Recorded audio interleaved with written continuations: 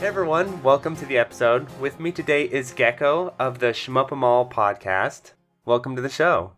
Thank you, Mark. Thank you for having me here.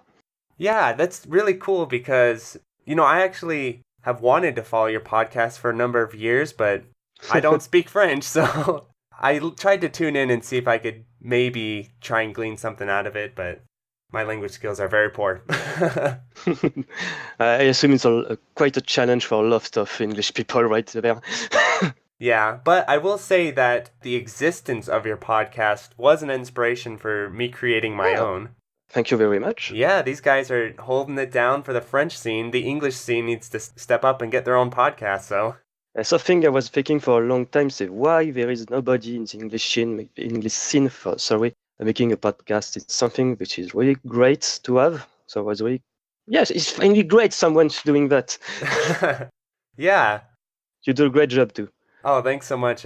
I'm super happy to get you on as a guest of the show because I actually have a lot of questions for you because from a distance, I don't speak the language French, but just from, what I've seen you guys do and kind of looking at your forums and your websites and, their Stunfest, I have a lot of respect. It seems like the French scene is very active and like forward thinking. That's what it looks like to me from an outside perspective. Does that sound kind of accurate to you?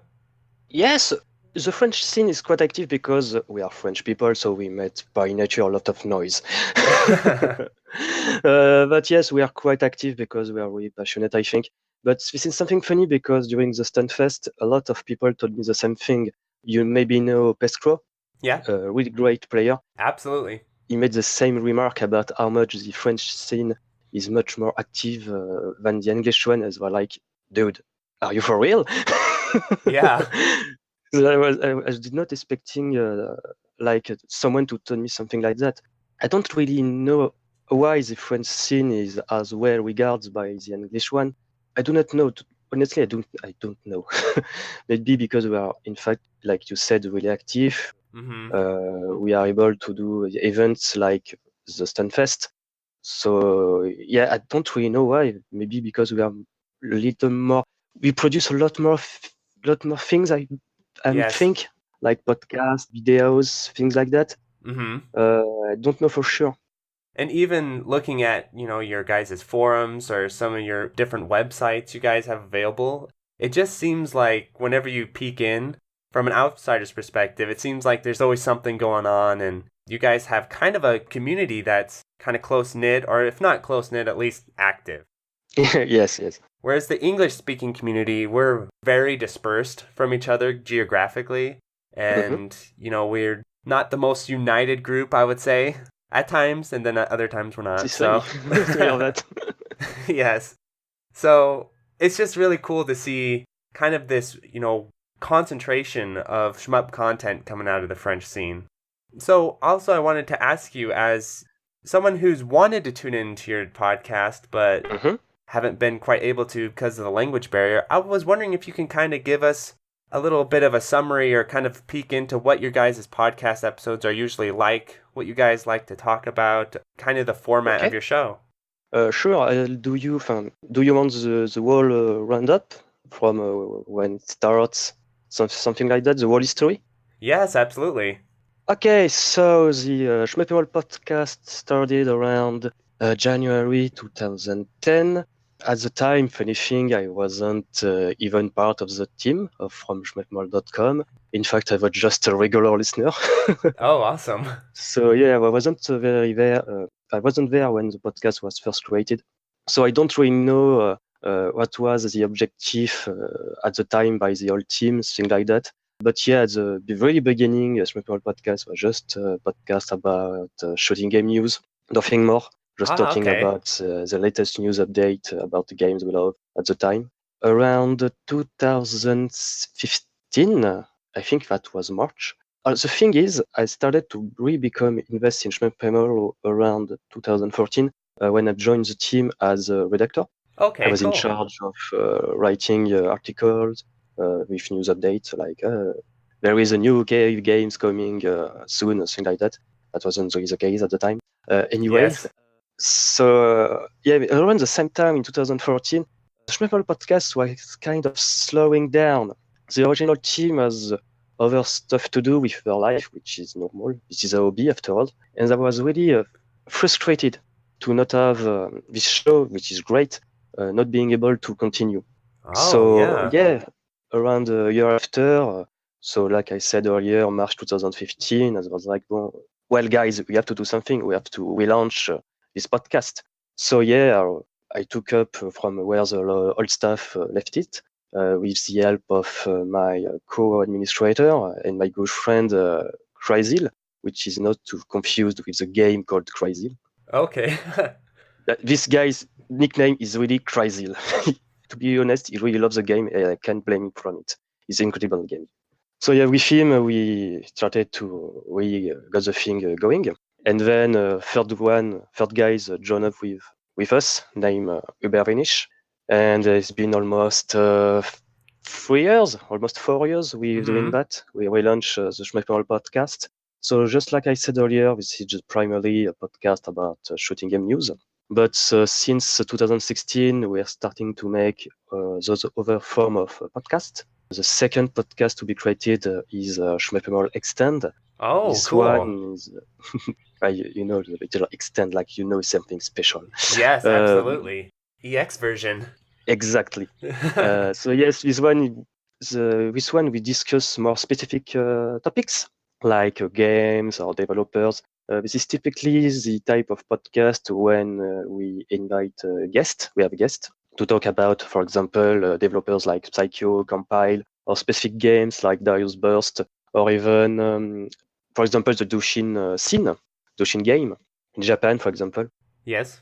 Things like that. And around the beginning of the year, earlier this year, we created a third type of podcast called Shmup Gaiden. Oh, that's funny. I'll say it's funny because in my mind, I was thinking of making a few special episodes of this show called The Electric Underground Gaiden. And they'd be like little offshoot episodes about things that are kind of related to shmups but aren't shmups necessarily. The funny thing is exactly this is what our podcast is. This is a specific podcast to talk about something which are almost not related to shooting games. Yes, exactly. So it's really funny. That is funny that naming convention occurred to both of us. Yes. But it's just terms related to shooting games, so there's not a lot to choose from, so yeah. Yes, very true. So that's really fascinating to hear. There was a whole staff change in 2015. Yes. Mm-hmm. Was it just the other guys kind of got burned out and wanted to move on kind of thing? It's a mix of both, I think. One guy was really burned out by this website because it was really he invested a lot of himself in the website, making a lot of articles about scoring system, a lot of game review, things like that. He was also doing video. Really invest in Shmup. And you have to take care of his family, so you have to leave the website and move on. Yes, that happens. And then sadly.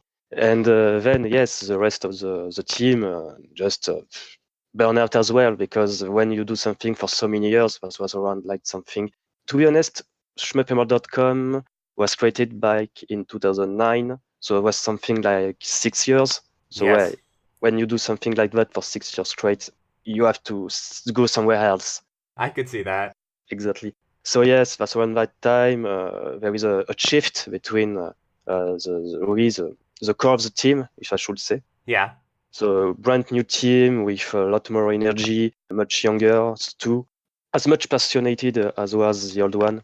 So yeah, we inject a lot of more energy in our show, in our videos, in our articles, things like that. So we really wanted to that sort of thing reflect in our podcast too. That's really cool. Was there kind of a passing of the baton type of moment where they talk to you guys and like, hey, can you guys do the podcast? Or did they just kind of say, no, we're shutting it down, and you guys are like, said, well, we'll pick it up? How did that go?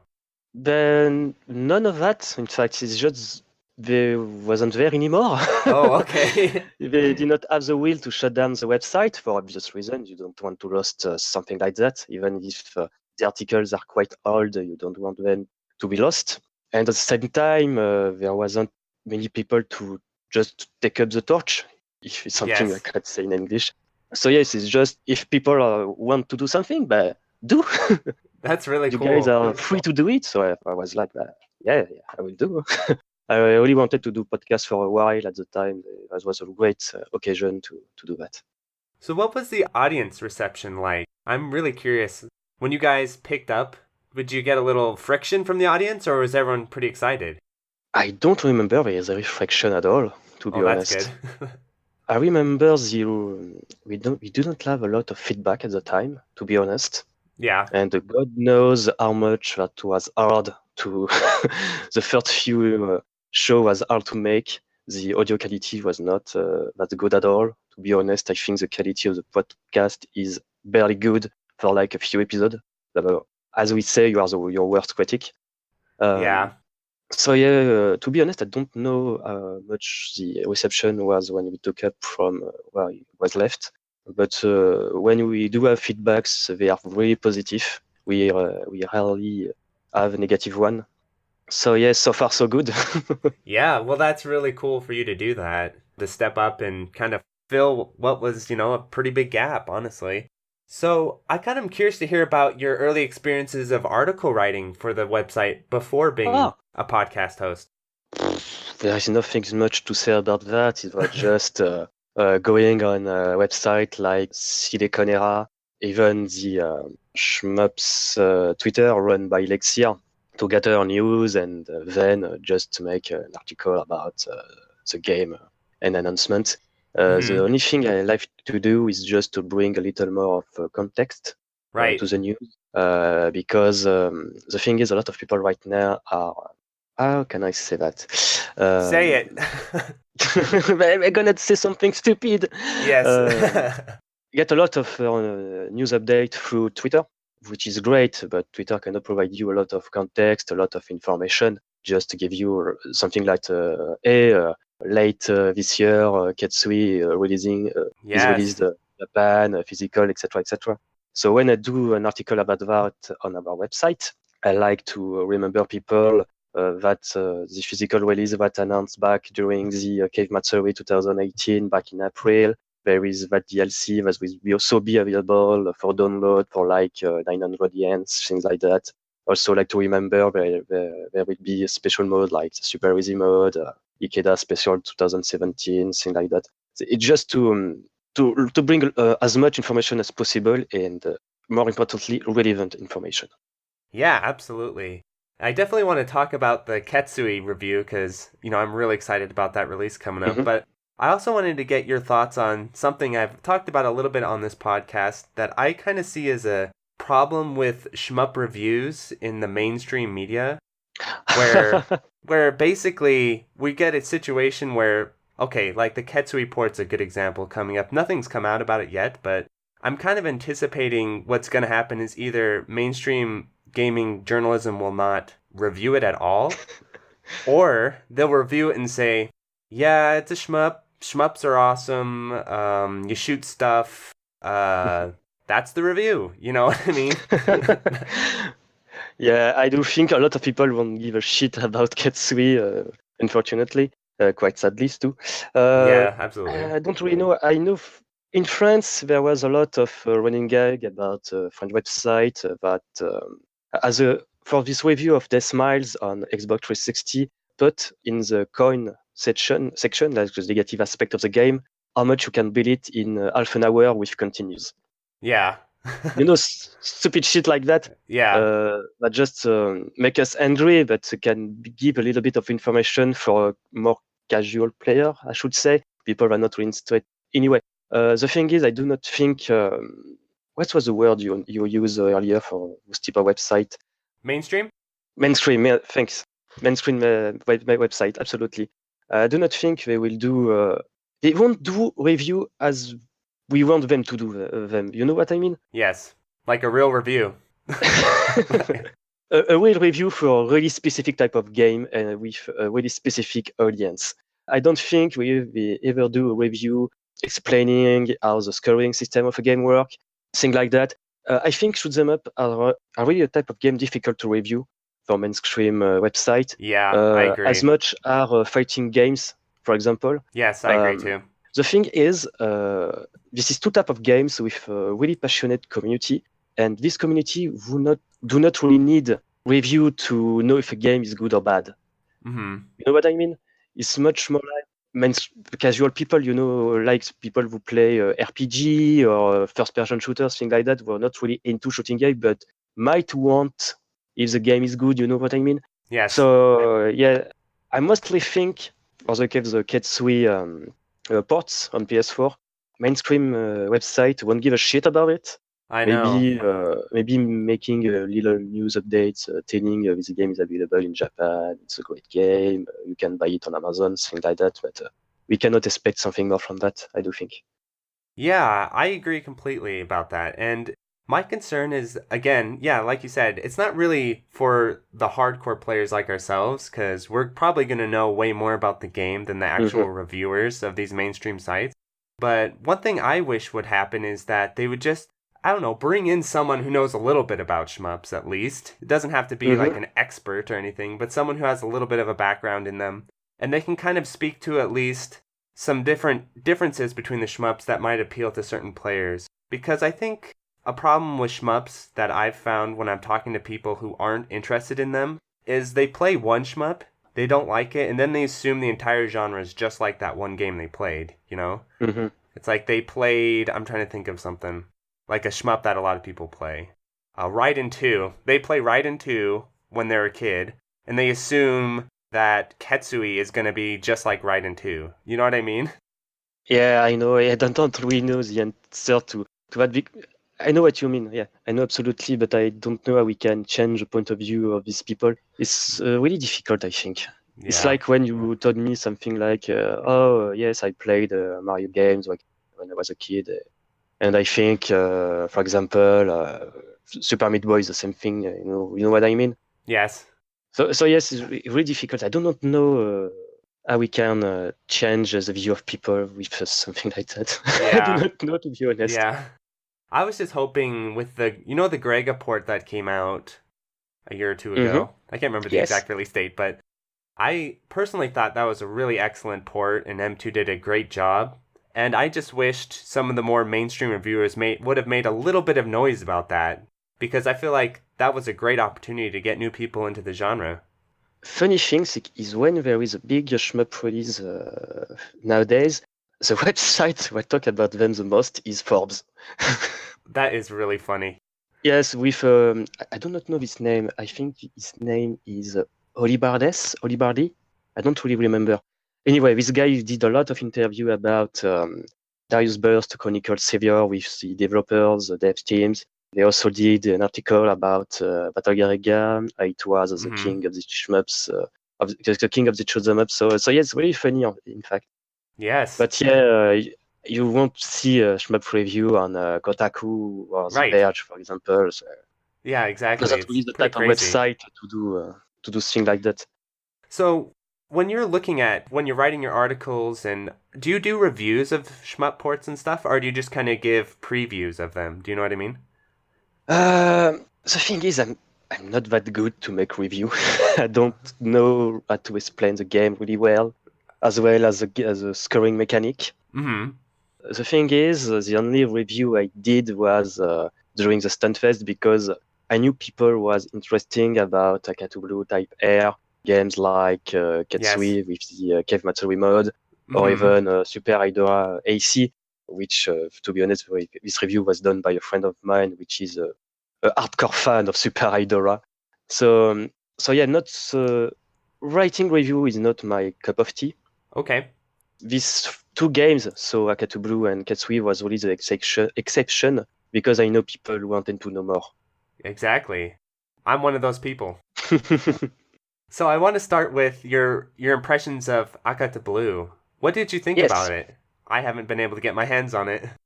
To be honest, Akatu Blue is well, this game is released smartphone back in September last year. Yes. To be honest, I bought it like the first day. At the time, my telephone was super crappy. The game was slowing down. You have no idea. I even talked about it to the developer during the Stunfest. He told me how he was sorry because in Japan people tend to change the smartphone a lot. And didn't take that in consideration for the overseas market. Telling him, no, it's not a bad thing, It's just That's my funny. phone. So yeah, in this third version of on Android and iOS, Akatu Blue is really a great game with really dynamic. Its controls are perfect. It's really catches the essence of what is a good Danmaku shooting game. Excellent. Yeah, and when you play it on the arcade with a real controller, a real control scheme, it's like a revelation. The game take a whole new level. It's I do not say I feel playing it because it was both excitement and the feeling I was playing something like the not the second, but like the successor of Dodonpachi in some sense. Oh, that's really exciting for me. Yes, it's really a good game with a great mechanic with this bomb, which can cancel bullet on the screens. Sorry, when you can charge up to a level 1 to level 5. Level 1 just absorbs the bullet around you, and from 2 to level 5, it's just some sort of orbs that you project through the screen. When you can absorb as much as possible, as much bullet as possible, transform them into stars, like something like Dodonpachi, for example, Dodonpachi Daifukatsu with the hyper, thanks, thing like that. So yeah. Also, Akatu Blue is really hard. Is it? I was not expecting to be spanked by this game. I wasn't able to make a clear during the Stunfest with the demo, which will only contain 3 levels, if I remember right. The funny thing is during the Stunfest, I played a little bit to Dodonpachi Side Yojo. I was able to reach the 4th stages. Oh, wow. That does sound really hard. Well, I wasn't able to beat the 2nd stage of Akatu Blue. Wow. So yeah, the game was really hard, and I hope Tenoshimas can just bring the difficulty, just turn up the difficulty a bit down for people like me. But I think this is the type of game when you have to understand this mechanic to just progress and have fun.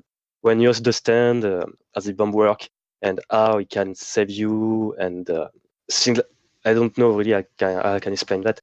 Yeah. But it's something you get to turn your head around to progress. Yeah. It's kind of like when I first started playing DFK, Dodonpachi Daifukatsu, I did not, like my first day or two playing, I did not understand that aura would protect you from those purple lasers. Yes. So I was like, this game is freaking ridiculous. And then I realized aura protects you from those, and I was like, oh, okay, I get it now. This is the same case. I did forget about the thing about the aura on Dodonpachi Daifukatsu. Thanks for the reminding. Oh, yeah. Well, I like you launch your hyper right when the first bosses come up. You just stay really, you scratch the bosses like taking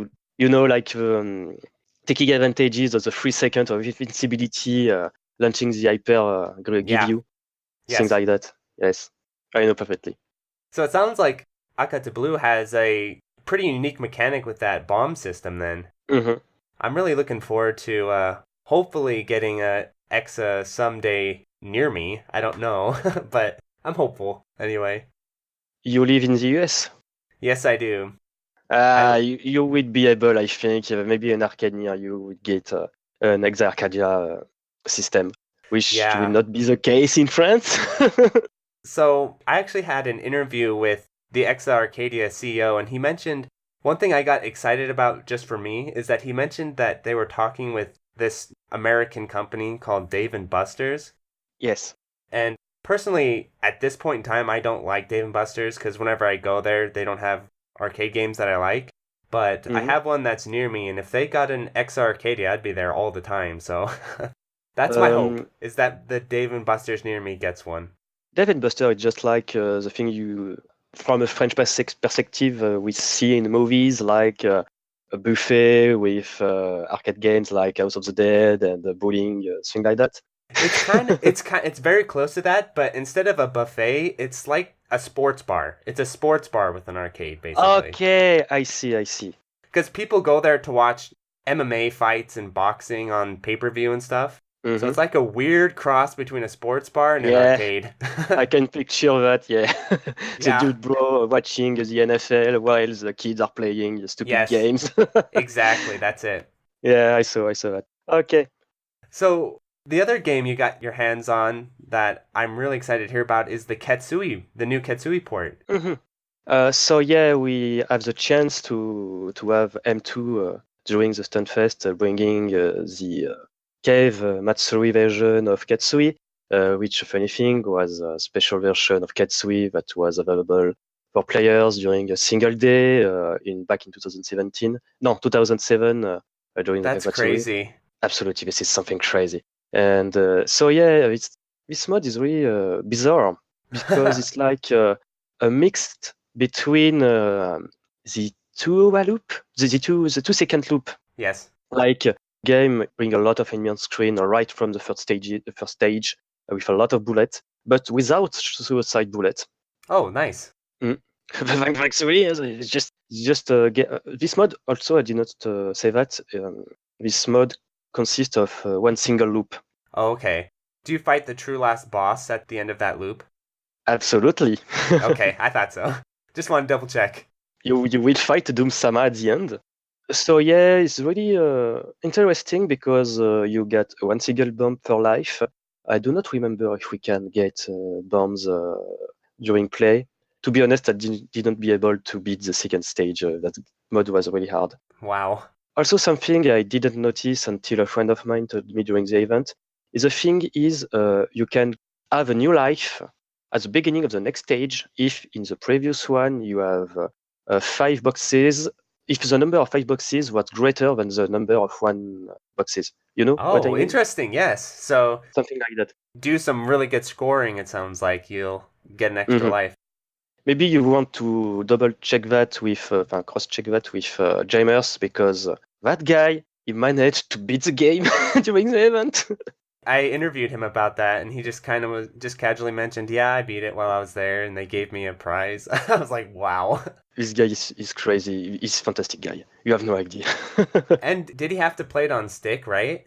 Yes. Yes, There and he was said a he's stick provided. Yeah, he said he's a pad player. He's a pad player? Ah, I didn't know about that. Yes, I didn't know that either. Yeah, he plays with the Sega Saturn pad normally. Yeah, I do remember something like that. My friend Cryzil told me how Jamers play with Saturn controller because Cryzil is a big guy with he loves to clear games. Mm-hmm. He does make a lot of one-click clear, and he play only with a pad, like a controller, like a PlayStation 1 when you play on MAME. Yeah. And when you're on Xbox, you play with a regular Xbox controller. So yeah, it's really funny to know that fact. It's funny how different players use all these different control schemes. Mm-hmm. I think I'm pretty unique in that I used... Are you aware of what a Korean arcade stick is? I heard about them. I've heard about it. Yes. Yeah. So I have a background in playing Tekken before I played Shmups. And so I made the switch over to Korean arcade sticks. So I play on Korean stick, and I think that's probably pretty unusual for Shmup players. But what is the difference between a Korean stick and a regular stick? Like, do they use Sanwa parts or Seimetsu or another type? It's a completely different build and completely different stick.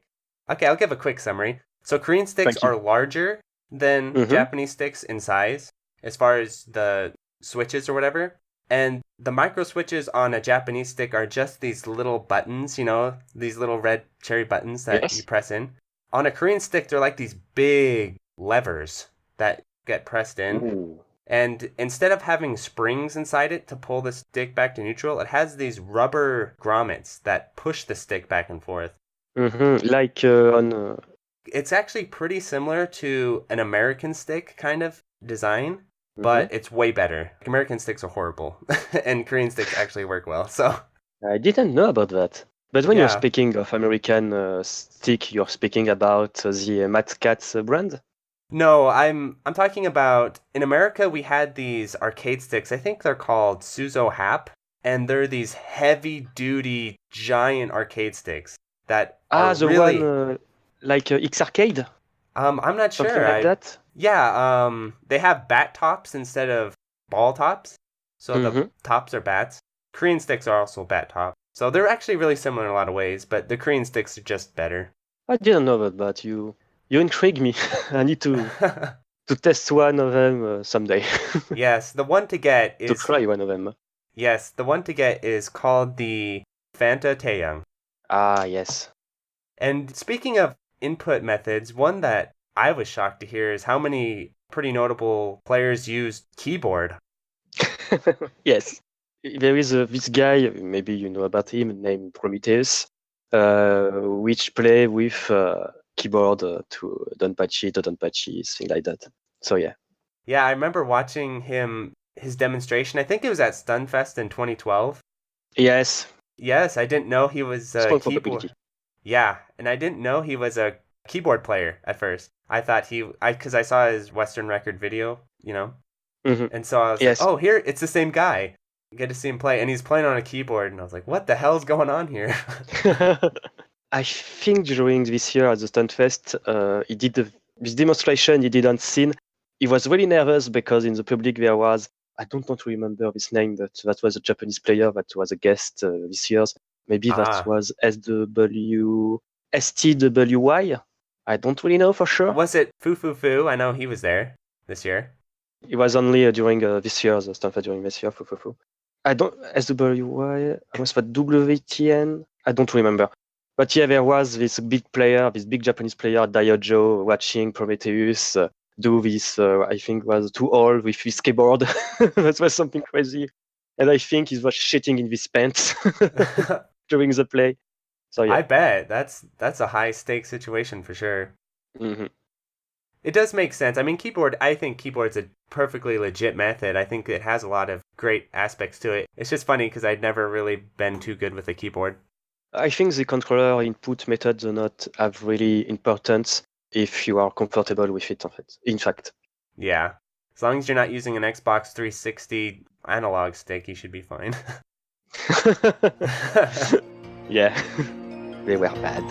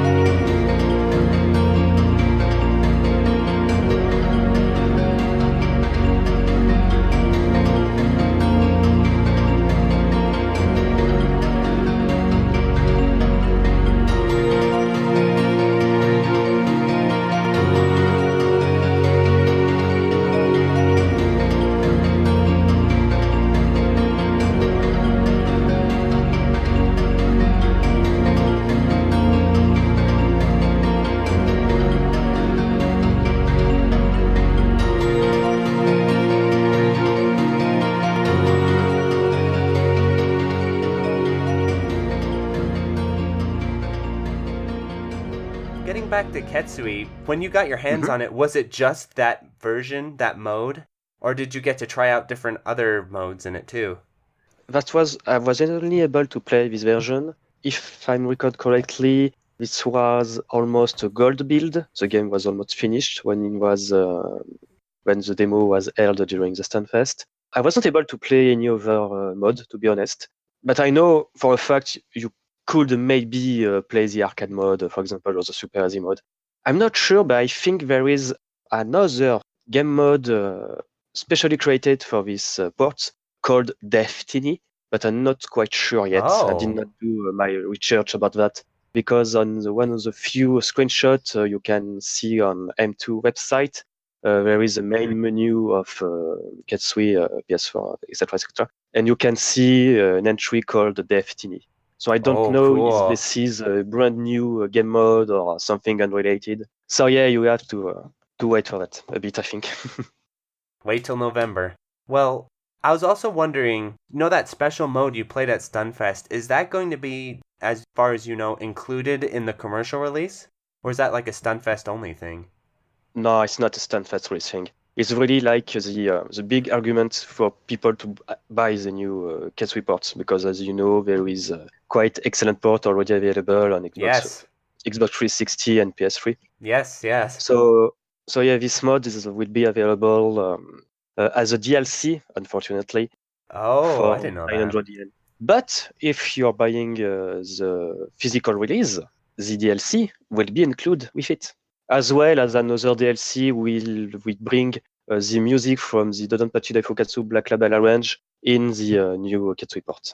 Oh, I'm looking forward to that. I love those arranged soundtracks for that game. Yeah, Some of my favorites. yeah, So, me do you too. know about. I know it's being released physically. PlayAsia has orders for it. I was wondering, do you know if it's released digitally outside of Japan, or is it Japan only? Digital release. For now, this will be only a Japanese released, that's for sure.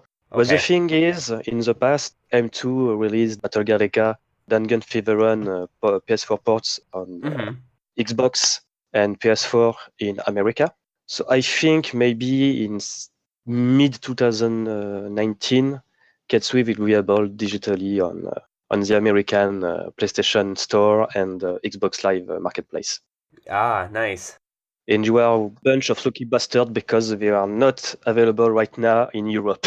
I know, you guys get looked over a lot with these types of things. Yeah.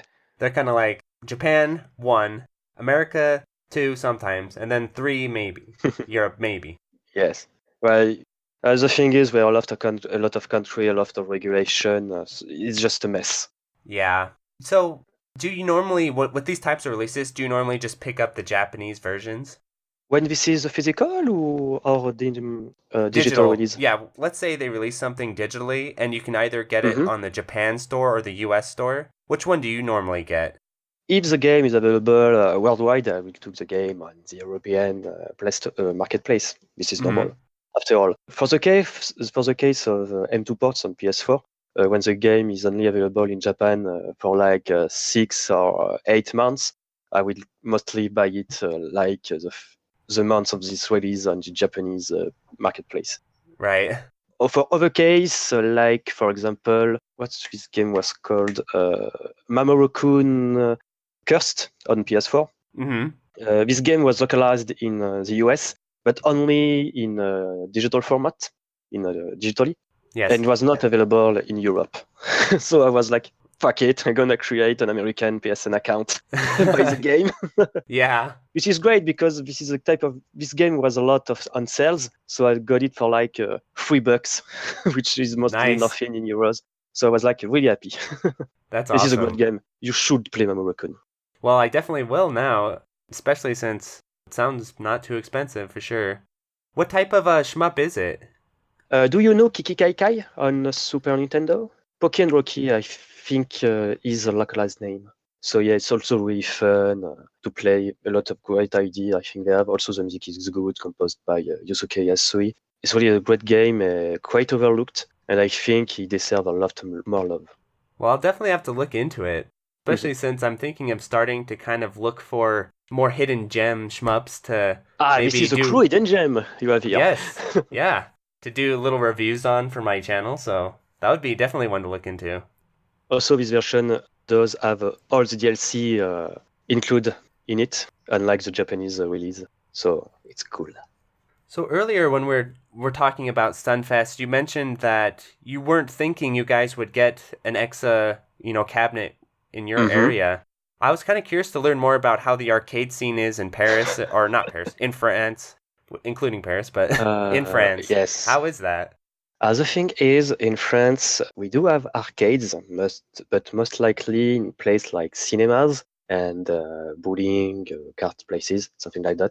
Yeah. But this is more like a deluxe cabinet, if I should say something like that. This is a type of games like Time Crisis, House of the Dead, like motorbike games made by Rofril. Sorry, my English is awful when it comes to some pronunciation. Oh, that's fine. Thank you. But yeah, we do not have, in fact, normal arcade games in a sense of I do not really see an exact cabinet near my place anytime soon. We are most used to see like a really big cabinet which try to simulate cars or a shooting range. For example, near my place, near my home, there is a place where I can play Afterburner Climax and Daytona USA 2, things like that. So yeah, which is just a specific case for like the main city outside of Paris. I know for a fact a few years ago there was much more arcade in Paris. Arcades like Versus Dojo, which was like the name implied, an arcade which one you can play fighting games like King of Yeah. Fighters, Street Fighters. thing like that. That arcade closed, I think, 2 or 3 years ago. Oh, that's a shame. Also, there was another arcade called Arcade Street. This one was really cool because on the first floor you had fighting games, rhythm games like Taiko no Tatsujin, pop and music, and even a Beatmania 2DX. And Oh, yeah? downstairs, yes, and downstairs in the basement there was like something called the Shmup Corner, when you can play games like Ketsui, Dodonpachi, SP Garuda, etc., etc. The thing is, this arcade Street, closed down like almost 2 years ago, and not because of financial issue, but because of neighborhood issue. Oh, yeah, I've heard of that happening. Yes, the thing is, this arcade, there was people living upstairs, and when you have Taiko no Tatsujin, arcade cabinet at the entrance of the basement, and people are playing at something like 11 p.m. Yeah, you are quite pissed to leave upstairs an arcade. Yeah, I could see that. So yeah, this is really a shame because Arcade Street was really something incredible, and we lose it for something stupid like that. Yeah. Because the thing is, this was the most popular, but also, what is the word for that? Profitable arcade in France. Yeah, one of the more profitable ones. That's really cool. It's too bad it shut down. That Exactly. kind of reminded me of a kind of famous story, sort of famous story, of an arcade in California called Southern Hill Golfland, which was kind of famous from the fighting game scene for being where a lot of the great American fighting game players used to play. And it got shot down because one day a guy got beat in a fighting game and I guess got made fun of. And he left. And then he came back an hour later with a gun and shot the guy who was making fun of him. And they had to close down the arcade. Oh, that Isn't that crazy? Wow. That's the ultimate salt right there. Oh, shit. I didn't know about that. This is crazy. Yeah, it's kind of a lesser known story, but kind of a shameful story. Yeah, no kidding. That's too bad about the noise complaints shutting down that French arcade. This is bad, but thankfully there is other. The right word is not action, but there is other people trying to do some arcades meetup, like Yes. this association called the Conup Legacy, which try to participate in some event, like the opening of a shopping mall, bringing a few arcades to able people and customers to play a bit of game. They also do what they call the Conup Legacy evening, something like that. This is a bad translation, people. So if it sounds weird, don't worry, it's fine. So yeah, anyway, this is just like during the night. It's just a private session at night when you can go there and play games or something like that. Just a session limited to 60 to 80 people, something like that. Mm-hmm. And also, I think that was almost a year ago, during even at the beginning of this year, there is a restaurant called Conup Table, which is related in some way to the association Conup Legacy because it was a restaurant created by their vice president. And the concept is you can go in this restaurant, buy a drink and eat a bit, but also you can play the arcade back in the restaurant. They have like 3 or 4 cabinets with a few selection of games with exchange each month. So yeah, this is. I think this is maybe one of the last place in France where you can play arcades. There is another cafe called XIV Cafe where you can play Neo Geo games and other type of game on Blast, Neo Astro City, things like that. But I did not have the chance to visit this place, but I heard a lot of good things. So it sounds like the only remaining options are kind of run by small business owners rather than, you know, something like a big corporation like Dave & Buster's or something like that. This is something, because on our website we did also an interview with the CEO of Exa Arcadia, and then he told me, there is Dave & Buster and even Round One, they talk with him about the option to bring Exa Arcadia to such place. I was like, why we don't have such thing in France? No, we have such thing in France, but it's much like, this is a franchise. We not have a lot of them in France. I think there is only maybe 3 or 4. Called La Tête dans les nuages, Head in the Cloud. Oh, that's kind of a cool name. It's a sort of game center, but much more oriented to casual audiences. You Yeah, have games like air hockey, things like that. If you are lucky, you can maybe play some racing games like Outrun, Tooth. But I don't think I wasn't really been any head in the cloud since a while. But I don't think this is a place to go. You can find old or even new arcade cabinet with games like Tekken 7 or even Street Fighter 4. right. So Yeah, so yes, really not a crazy situation, but it's kind of shame because nowadays in France, when you go in what we can call an arcade, it's just mostly places with just game that's not really that much interesting. You know what I mean? yeah. I know exactly what you mean. That sounds like where I live. Yeah, that I have a arcade near me that was actually my childhood arcade, and Oh, it's still locally ran and everything, but over the years it's just slowly kind of yeah. fallen apart. And So, you kind of see the depth of the place. yes, exactly. And I brought my friend there and gave him a little tour of it, and it said when I was a kid, it used to be like going there was an experience where they would have posters. They actually okay, in American movie theaters, they have these posters that they put Hmm. outside the building that show like the new movies or whatever. Yes, right. So this Same in France. arcade, okay, just wanted to make sure. Yeah, this arcade had that, but with new arcade games when I was young. Awesome. So they'd put like a Soul Calibur 2 poster outside on the building or like a Tekken 4, Tekken Tag 1. Wow. All the big arcade games, it would have those. And these days, they're all gone. All those cabinets are gone or broken. Ah. It's a little bit sad to go there still, but I still go every now and again. Broken cabinet are the bane of my existence. But they would never get an Exa. I could tell they would never be able to afford that. This is a shame. I think the only place, at least in France, when you can play an Exarcadia game would be during a Con-op Legacy, like I said earlier, like one of our private session. I'm really interested to hear without arcades being around and stuff, but the French scene still seems to me from the outside pretty active. Do you guys have meetups or something where you don't have an arcade, but maybe you go to Mhm. some other venue and meet up? Does that happen? That does happen. That does happen. Sorry. If you live in Paris, I know for a fact there is a few Okay. meetup. There was a lot during the time when not Connaught Legacy, Arcade Street was still a thing. There is still some with, like I said, the coin up, which is a private session when a lot of players which know each other go there and play a lot of games, which can be not only shoot them up, they can be like racing game, sports game, things like that. Mm-hmm. Other than that, there is not really a meetup. The thing is, Stunfest might be the only meetup for a lot of shooting game players in France, which is kind of crazy and sad at the same time. Because we Uh-huh. know the Stunfest show a deficit of something like 70,000 euros, something like that. So yeah, it's kind of a shame because we Yeah. maybe lost one of our last single one meetup per year. So yeah, don't we know how we can be so much active because maybe outside of the shooting game community, the fighting game community is really huge.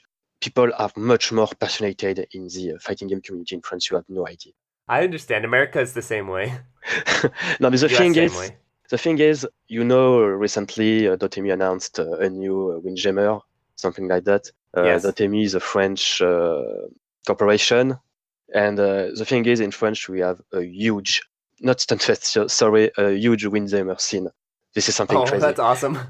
Maybe you saw that video of this guy during the Evo this year, which was wearing like 3 or 4 jackets during the No. Windjammer tournament. This guy is like the top player of Windjammer in France. Keikun, this name is. This guy is crazy.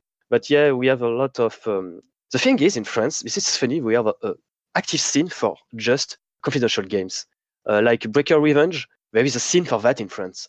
That is funny. Breakout? Yeah, Breaker Revenge.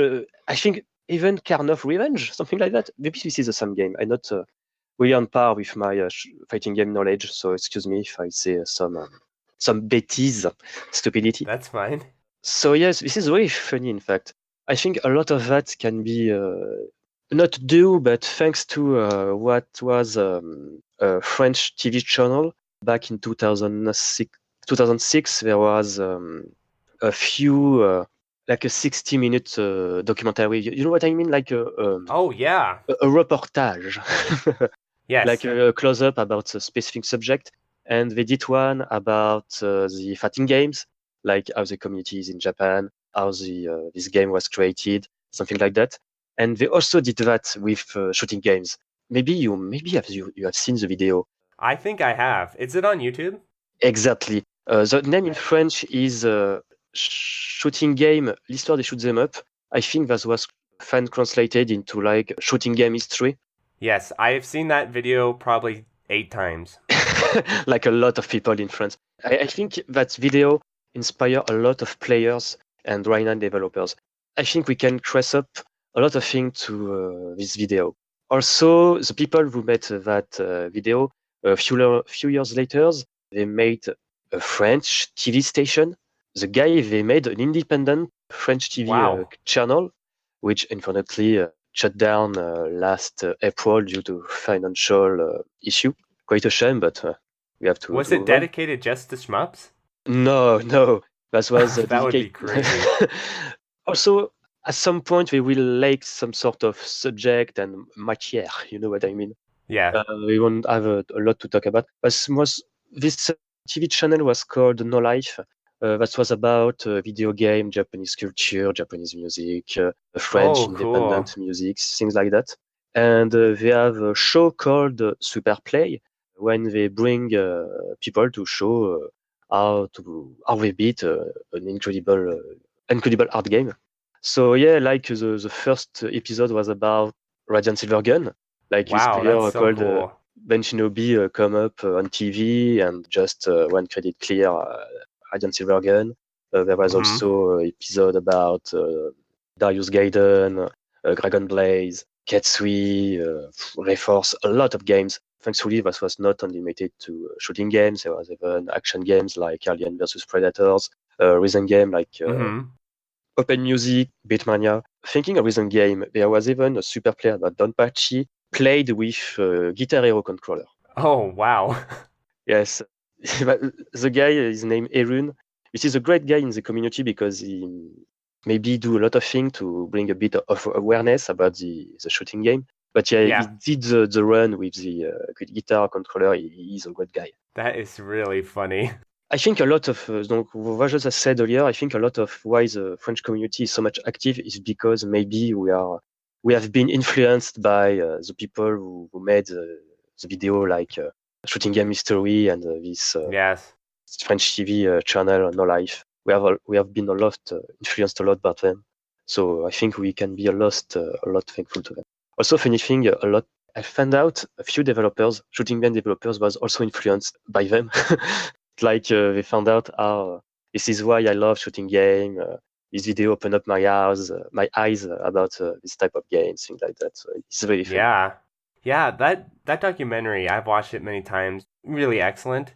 Mm-hmm. And I've actually, in my mind, I've been doing a lot of thinking about, how can we as the English-speaking shmup community reach the non-shmup gaming community, I guess? Mm-hmm. And one thing that did occur to me was, and I don't like to think about it too much because I think it might end up being me who has to do this, but maybe we need to do something similar. We need to make a documentary kind of showing how exciting they can be to play and learn and kind of chronicling that rather than, you know what I mean, just small little reviews and stuff. Something that can kind of show the culture of playing shmups to non-shmup playing community. I think that would probably go a long way. To reach out to a lot of more people and player. I know what you mean. Yeah. But I think this is something very hard to do unless you team up with really famous YouTubers or streamers. I don't know, actually. I don't know. Back in 2006 was really another times, another period. Right now, TV is not relevant as much. And I think in the US, you do not have anymore. You do not have video game TV channel anymore, like G4 or Spike TV. You do not have them. But even in France, we still have one called Game One. But they mostly just air South Park and Dragon Ball Super, so it's not really interesting.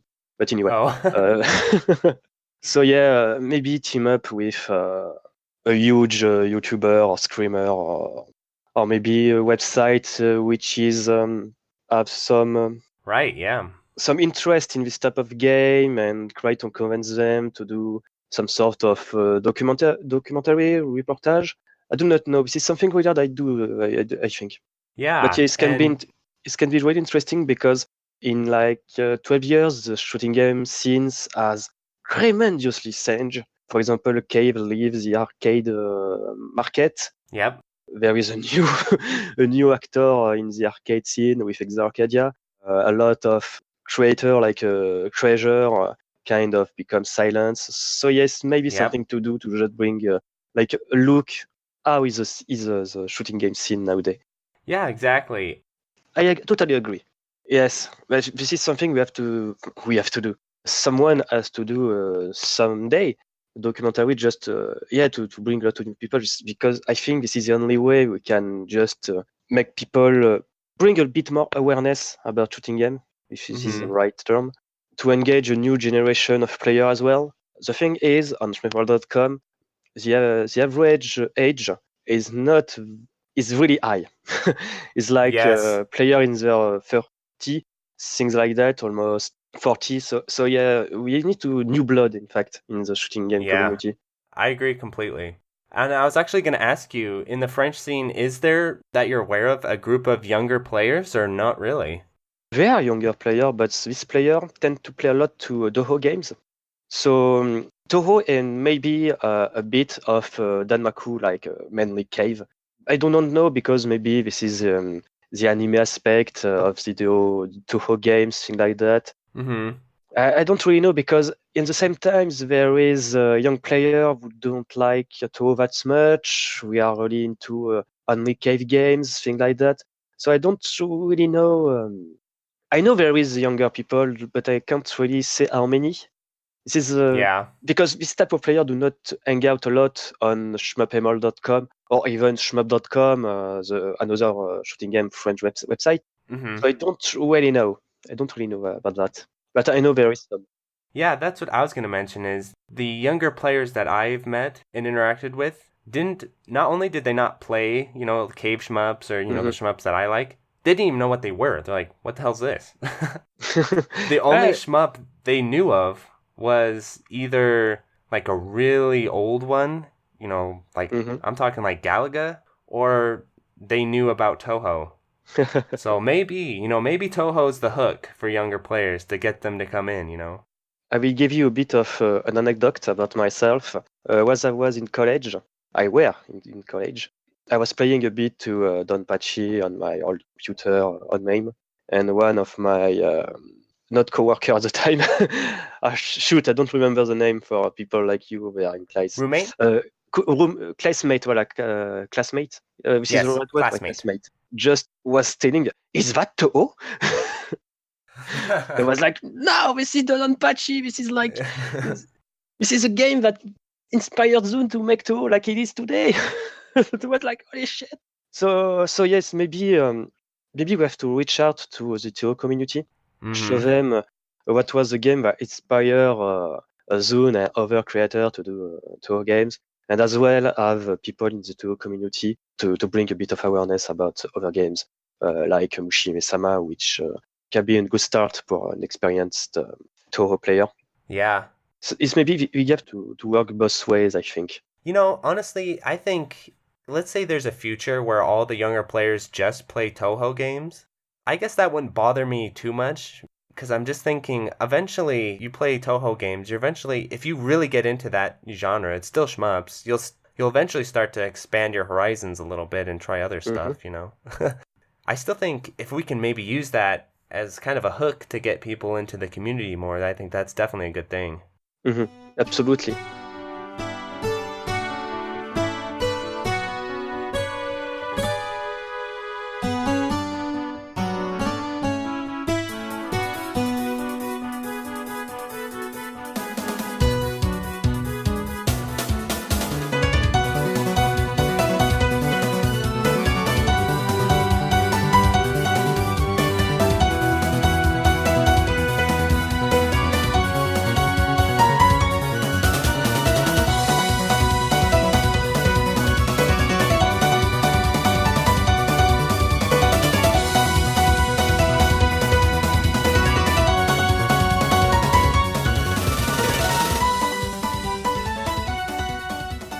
So I wanted to ask you now about kind of your own personal tastes, what shmups you're into, or I guess the ones that hooked you into the genre, and what about them? The thing is, when I was younger, I did not play or like shoot them up. I was more like a Sega guy at the time. I played a lot of Street of Rage, excuse me, Sonic games, also the Disney platformers at the time. I grew up, I play a lot of the Mario games, Zelda. Absolutely, me too. To me, in fact, shooting game was like a bit more of a type of game you found in mini games. Like Yeah. during the PlayStation era, in Ape Escape, you can unlock mini games, which is a dual stick shooter, thing like that. And this is really with this shooting game history documentary back in 2006 that opened up my eyes about what really are shooting games. And the thing is that really attracted me to that type of games.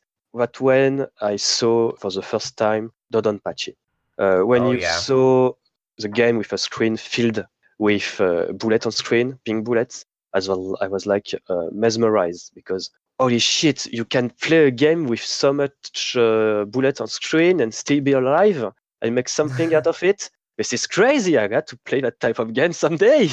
So I was not afraid. I was just really intriguing because this is something like you didn't see before in the West, in the overseas. This is something that was mostly remain something that was mostly remain in Japan. Yeah. So yeah, a few years after this documentary, I started to take an interest in MAME emulation. That was around maybe 2009 when I first played Dodonpachi. I was really bad. I mean, just the thing is when you can just dodge a ton of bullets on screen and feel like a superhuman, and also have a Yes. sheer power as disposal with your big laser and shoot white shot. I was like, wow, I missed a lot of things. So Yeah. yeah, from that point, it just perpetual discovery. The thing is, I'm not really huge into scoring mechanics or even clearing the game. I just want to play a lot of them, show how the genre evolved with times. So yeah, play a lot of Reforce by Taito, Darius Gaiden, Yeah, definitely. Metal Black, Darius 2, Saigaya, thing like that.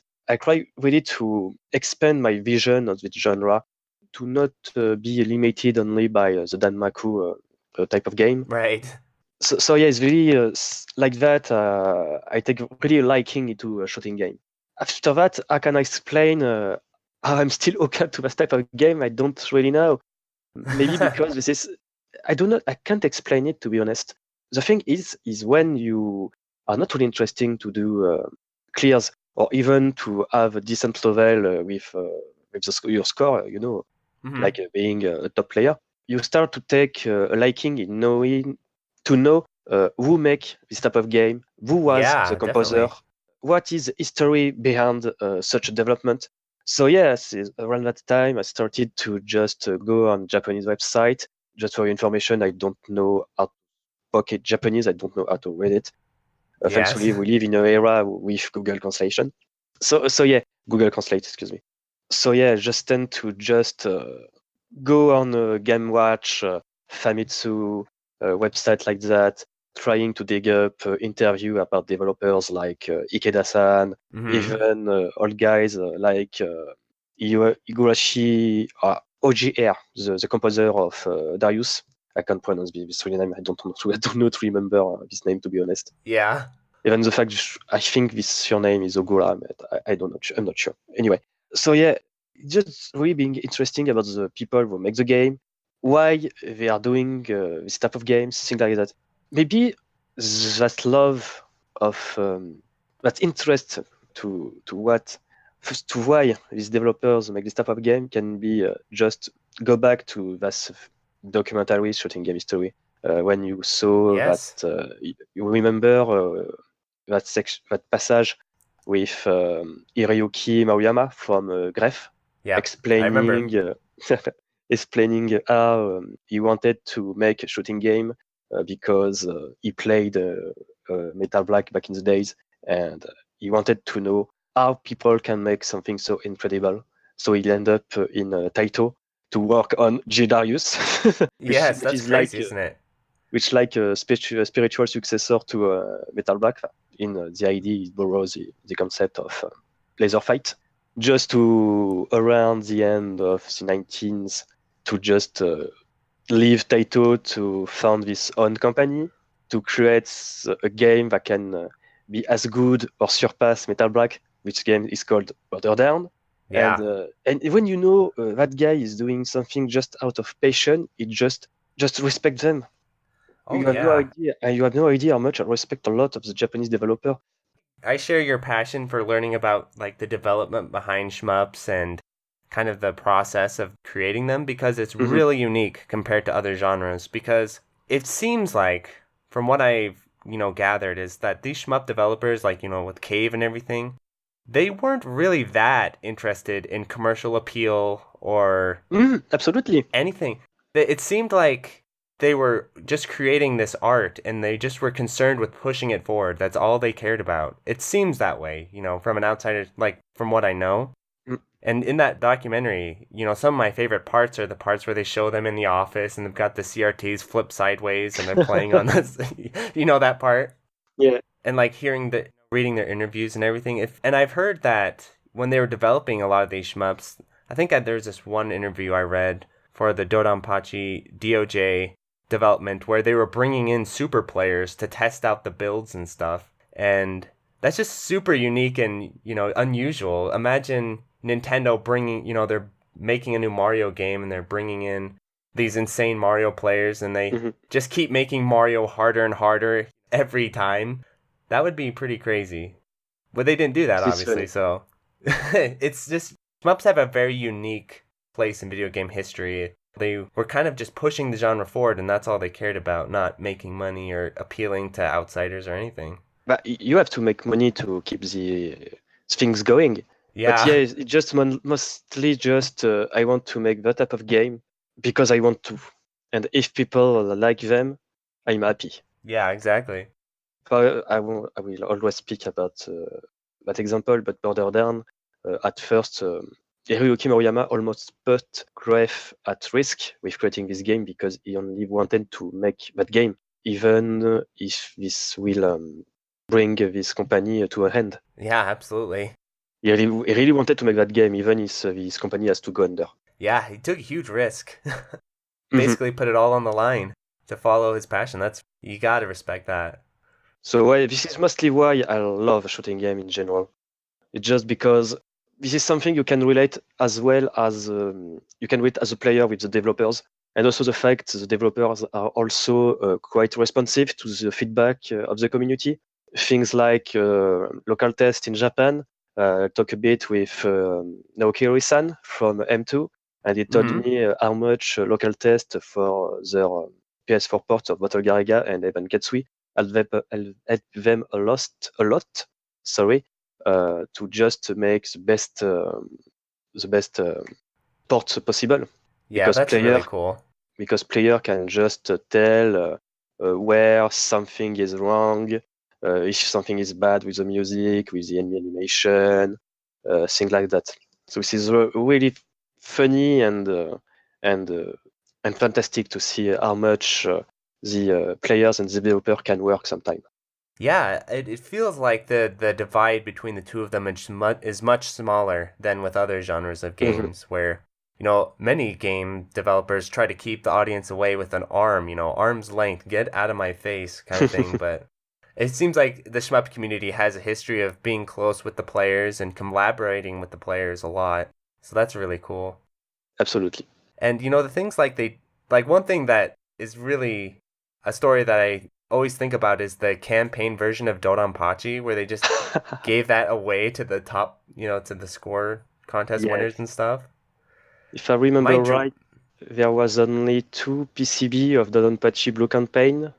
That was like a reward for contest yeah, on the Japanese Saturn version. it's crazy. This is crazy, and I hope maybe Showtime did something about that to just dump the ROMs and just store them somewhere because I really want to see that mod Oh, me being too. available sometime in the future. it can be through emulation with MAME or even in a PS4 port by M2. Yeah, that's what I was gonna say is, for me, I think, getting all the ways to access that game would be the dream, like getting the ROM and getting like it on a port, but even if they did just dump it into like an Exa Arcadia exclusive Dodonpachi and it was included in there, I'd be happy with that, but yeah, same. This version of Donpachi do not have to get lost in the wild. Yeah. And so the kind of last topic I want to talk about is the relationship between the English-speaking shmup community and the French-speaking, and kind of picking your brain on, do you think there's more avenues in which we can kind of interact with each other? I do think, yes, I do think we can interact a bit more. I know for a fact Shooting Game Weekly have yes, a really good French player as a guest for a few episodes, mostly episode about the Alest franchise, which is a really good player to Super Alest and game like that. So things like that. So yeah, maybe we can work something out, because during the Stunfest there is really a good alchemy between the French community and the English-speaking one. We have a lot of fun. We share a lot of information about the game we like, the game we love. So yeah, we should try to cooperate. It's not really the right word, but we maybe should try to do something. Try to create something together sometime around. You know what I mean? Yes. Just interact with each other a little more. But I think we interact with each other quite a lot already with, for example, system11.shmup.com, but the forum, shmup.com, the US one, where there is a lot of French player like M. Knight and other people like that, like him. There is also the Discord server called Shooting Game Exchange, where like we can find a Russian player, a French player, a Spanish player, an American one, English one, even Japanese. So as of today, we kind of interact a lot between each other, but yeah, we should maybe bring that to a next level. Right. Yeah, like one thought I had was maybe in the future, if someone has like the ability to is bilingual and can translate English to French and French to English, like whenever there's some notable French article that comes out or something, you get that guy to put out an English version of it. It's already happened, my good friend. Recently, we published an interview about Akato Blue with the CEO of Tanoshima's, Hiroyuki Kimura. This interview was first published in English before the French one. Oh, excellent. So it's happening, it sounds like. The thing is, during the Stunfest, I told a lot of people, yeah, I did an interview with M2, Tanoshima's, and XIV Arcadia. I will try to do them, to make them available in English and French, and right now there is only the Tanoshima's one. Yeah. So yeah, my hope is really to, when we do something like that, like an interview about topics which is relevant to the whole community, my hope and my ambition is really to bring at the same time an English version and an English version, and a French one. The thing is, I won't be able to provide a good enough English one. As you can hear right now, my English is not that good. I think it's good. I think it's solid. Thank you. The thing is, I'm not really used to use my spoken English, so yeah, I need to warm it up a bit. You know what I mean? So yeah, in fact, the thing is, like you said, we need to have bilingual people to just, for the case of Shmup, help us to translate some of this article in English. Mostly interview, I think this is the most interesting one, I do think. Absolutely. The thing is, during the Stunfest, I had the chance to talk a bit with Peskro and Bitsgo, two really nice people from the community, and they told me about how Shmup, we have also a video show called 1cc. This is a stupid pun made out 1 credit clear, 1cc, and cc like EuroCC. Oh, that's funny. The whole concept is just to show our people to easily clear a shooting game. I like that idea. Thank you. Back then, with the whole team, there was a guy which was bilingual with a really good spoken English, and he was able to make a few English ones. Oh, awesome. I think he made a 1cc in English about Karus, Mushi Mesama Futari, and I think there is even one on Chimpu Maodai Sakusen. like the second game released by Rising back in '94. So the thing is, that guy is gone, and I really want someday to provide something, a new NCC in English. This is really something when I'm working on right now, but like a lot of things I'm working on with Shmup, they do not come to fruition. Merci. So yeah, it's just really difficult because I have a lot of idea for our website, for our French audience, but also I have some more for the English one because I know there is a lot of English people who are following us, either on Twitter or on Facebook. Yeah. Funny thing is I just checked up the numbers not long ago before the interview. We have around 90% of English people who are following us, 60 or 50% of French-speaking people, and something like the another percent are like Japanese one. So it's really funny. We should try ourselves to bring a lot more content in English. I know I'll be checking it out. Thank you very much. I think you will love the interview, the English interview of Hiroki Kimura-san. So I was wondering, do you have any final thoughts you'd like, the English-speaking Shmup community to know about? Not that much. First of all, thank you to stay with us until the end. I know my English is not that great. I made a lot of mispronunciation, and my sentences do not have a lot of sense sometimes. But it's fine, man. It sounds good. Thank you. First of all, thank you if you go on shmup.com for any reason. We are really grateful to you guys to come on our website and even giving us feedback when I have the chance to meet some of you in real life, during the Stunfest. Also, if you have idea if you love shooting games and want to make them a lot more, do not hesitate to create things like a video show, create a website. This is something that is quite strange. In France, we have 2 websites dedicated to shooting games. Our site, like shmup.com and shmup.com for the other one, the much older website. But in English-speaking language, there is not one. The Shmup forums? Shmup forums, of course, which is, I have a great lot of information. When you want to know something very specific about the games, you go there, and generally there is a tutorial at disposal. Also, the same goes with videos. For example, Icarus did a great work with this show, a special demonstration. Same goes for absolutely for Aquas, Cream, and I think Soft Drink is not part of it anymore. But yeah, the guy at Shooting Game Weekly, STG Weekly, do an excellent job. Oh yeah, STG Weekly was one of my huge things I always watched before I really got into shmups. Great. Like when I was kind of getting into it, I watched a lot of STG Weekly. Still do. The show is great, honestly. I'm quite jealous, to be honest. Yeah, excellent stuff. So yeah, if you want to create something, do it. Create, for example, a website about shooting game. I think there is a lot of people who would be very interesting to have a website with news, review, and maybe a documentary article. This can be something very interesting. I think I saw a thread about that on Shmup's forum not so long ago, but I don't know where this is at right now. Mm-hmm. If you want to bring a new people in the shooting game community, you have really to be active. In fact, I agree. This is our duty to bring a lot of more people. Do not rely on any other community.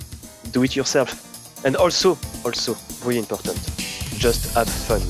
Agree completely.